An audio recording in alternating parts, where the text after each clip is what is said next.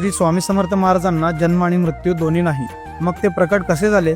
प्रकट दिनाचा हा इतिहास तुम्हाला माहित नसेल तर हा व्हिडिओ पूर्ण बघा. श्री स्वामी समर्थ महाराज हे आंध्र प्रदेशातील श्रीशैल जवळ असलेल्या कर्दळी वनातून प्रकट झाले.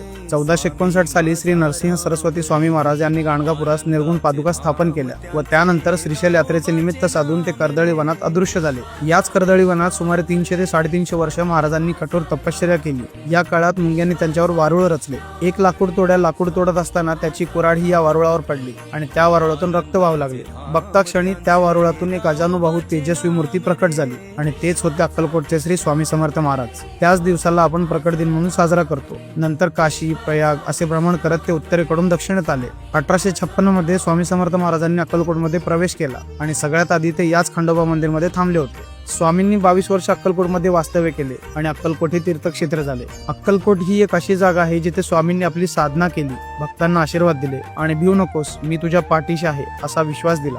तुम्हाला कधीही वेळ मिळाला तर एकदा अक्कलकोटला नक्की भेट द्या, कारण स्वामींच्या दर्शनाच्या वेळी एक वेगळीच आध्यात्मिक ऊर्जा जाणवते जी शब्दात सांगताच येणार नाही. स्वामींच्या कृपेने तुमच्या जीवनात सुख, शांती आणि समृद्धी येवो हीच या प्रकट दिनी स्वामींकडे प्रार्थना. जर तुम्हाला प्रकट दिनाची ही माहिती आवडली असेल तर पेजला नक्की फॉलो करून ठेवा. जय श्री स्वामी समर्थ.